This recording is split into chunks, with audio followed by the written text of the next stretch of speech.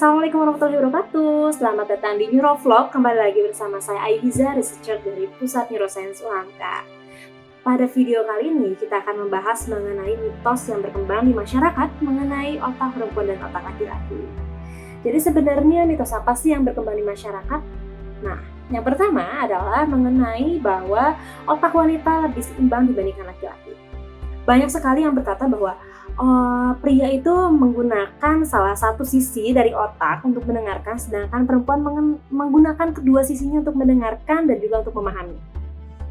Ini adalah ide-ide yang cukup populer di masyarakat dan akhirnya diyakini oleh beberapa lapisan masyarakat dan juga mungkin bisa dibilang cukup merebah atau menyebar secara luas di masyarakat.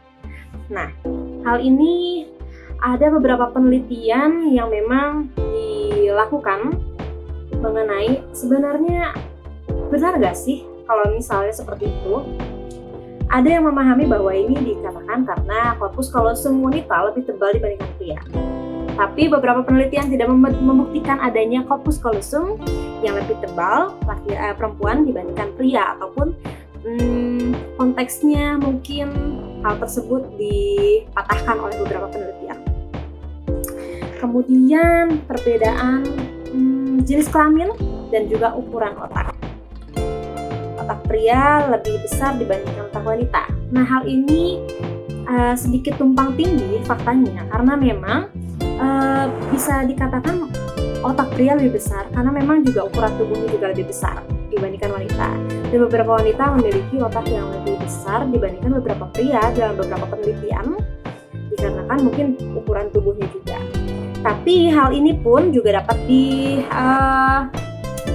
ambil kesimpulan pada salah satu penelitian di Denmark terhadap pada 94 otak, bahwa memang rata-rata pria memiliki ukuran 16% lebih besar dibandingkan wanita, dikarenakan neuron yang lebih banyak di neurokorteks. Nah, kemudian fakta mengenai perbedaan jenis kelamin dalam strukturalnya. Hipokampus untuk penyimpanan, kemudian juga dalam untuk emosi. Biasanya hipokampus itu disebut dominan pada perempuan, kemudian amigdala itu pada pria. Nah, hal ini juga dengan kata lain gray matters atau white matters itu lebih banyak pada wanita ketimbang pria.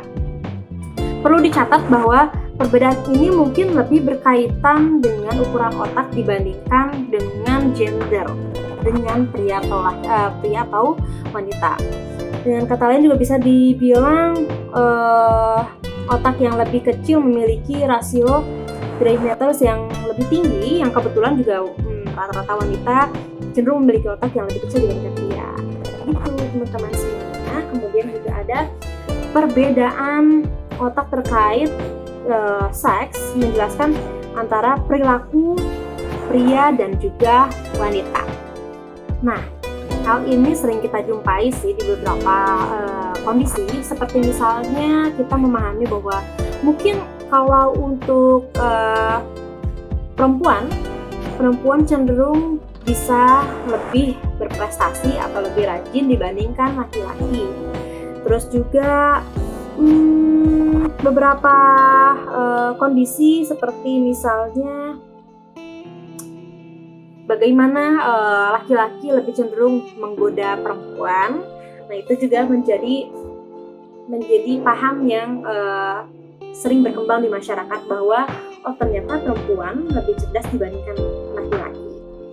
Sebenarnya ini ada lebih berkaitan kepada culture atau juga bagaimana kondisi keluarga, atau seperti ini misalnya. Perempuan cenderung lebih balance secara emosional dibandingkan laki-laki. Tapi itu sebenarnya tergantung pada bagaimana environment-nya, karena environment-nya juga turut serta untuk membantu bagaimana seseorang memiliki pola pikir, emotional intelligence, dan juga sebagainya. Tapi hal ini juga dijadikan stereotip masyarakat. Nah, stereotip masyarakat ini yang akhirnya menjadikan hal-hal tersebut lumrah dan akhirnya menjadi kenyataan. Nah, itu loh teman-teman. Jadi stereotip ini yang secara otomatis malah membawa kita menjadi memiliki paham yang sama bahwa perempuan memiliki prestasi yang lebih banyak dibandingkan laki-laki, atau perempuan lebih cerdas dibandingkan laki-laki, atau secara emosional perempuan lebih balance dan laki-laki cenderung tidak bisa mengendalikan emosinya atau dia hanya berfokus pada logika. Padahal ini tergantung pada environment dan juga bagaimana pola pikir itu tersebut terbentuk. Perbedaan terkait dengan otak pria dan wanita itu penting.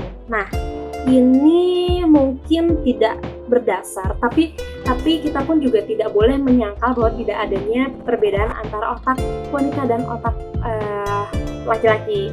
Dan ini juga sebenarnya lebih banyak dimana kita mengulas perbedaan otak perempuan dan laki-laki ini mungkin meningkatkan pemahaman kita tentang kondisi yang dibutuhkan, seperti misalnya autism atau depression yang lebih banyak juga dialami oleh pria dan juga wanita.